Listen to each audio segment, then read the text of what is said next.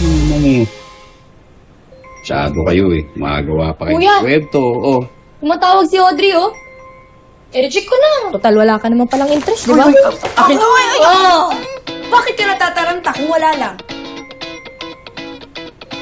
Oo nga. Wala nga. Hello, Audrey? Sorry, hindi ko nasagot agad kasi...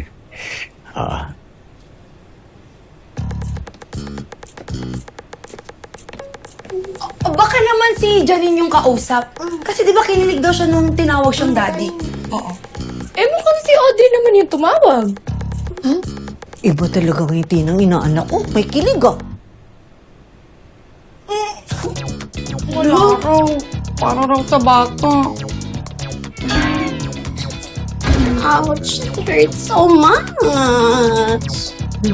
Wala naman kayo. What ouch?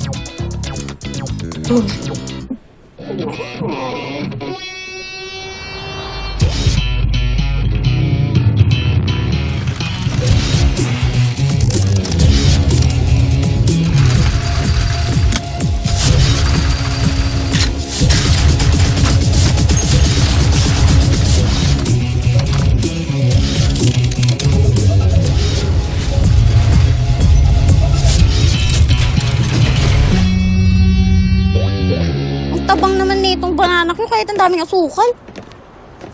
O rin, parang hindi ko malasahan yung tamis. Ganito ata pag dehado ka sa love life, pag hindi ka gusto ng tao gusto mo. Same girl. Pwede ikaw? Alam niyo naman yung tungkol kay Gavin, di ba? Speaking of, kita tayo mamaya sa court. Matulong naman ako. Ba't naman kasi pumayag ka pa na mag-set ng date para dun sa Gavin at dun sa Cathy? Malala ka pa sa amin eh. Masokista ka, girl. Sabihin niyo kung anong gusto niyong sabihin tungkol sa akin. Basta tulungan niyo naman ako. Oo naman, wala namang iwanan sa mga sawi.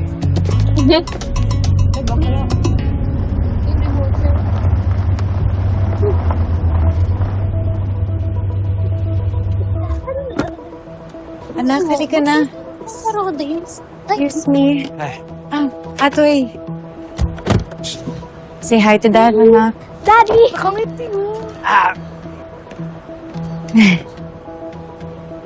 Salamat Pinayagan mo ang anak natin. Nagpupumilit eh. Kaya sabi ko, just for this weekend. Kaya ikaw mag-behave ka, anak, ha? Tawagan mo na lang ako kapag may kailangan. Sana hindi ko pagsisihin itong desisyon mo. Bahala. Tonette, thank you, naging understanding ka sa sitwasyon namin. Swerte ni Atoy to have you as a girlfriend. Girlfriend, hindi sila! Hindi. Hindi naman Ganun ba? Talagang ginanong pa talaga ako. Akin na yung pera ko na nilibre ko ng banana cue mo. Grabe to. Eh bakit totoo naman yung sinasabi ko Miss Audrey, hindi yung sila ni Atoy. Hopya lang talaga to si Tonet. Buti na kopya kasi sa ginulo. Siya nga pala si Ame. Si Ame at saka si Carla. Anak ni Manang Sita. Yan. Sige, ikaw nang bahala. Bye, anak. Love you.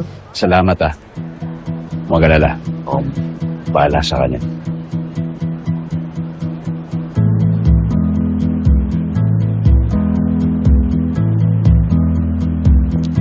Bye. Take care.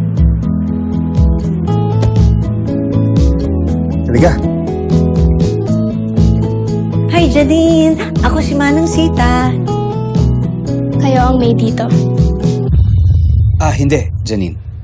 Hindi, ninang ko siya. Dito siya nagtatrabaho sa shop. Ito, matagal na siya nagtatrabaho rito. Tumutulong sa amin dito, nag-a-assist. Saka marunong din siya manahe. Okay. Dito ako nagtatrabaho. Minana ko pa to sa tatay ko, yung lolo Delfin mo. Siya ang original na sastre, pinakamalupit na sastre dito sa Barangay Tabang Lupa. Kaya Mang Delfin's Tailoring ang pangalan nito. Okay. Saan si Ibiang? Nasa kwarto niya gumagawa ng assignment. Buti naman. Janine, pasensya na ha. Ganito lang yung bahay ko. Medyo maliit lang, pero huwag ka mag-alala. Maayos to. Okay lang. Basta kasama ko ang daddy ko. Ano gusto mong... nagugutom ka ba? Gusto mo ipagluto kita? Para ito mga meron tayo dyan sa ref. Ano ba ang paborito mo?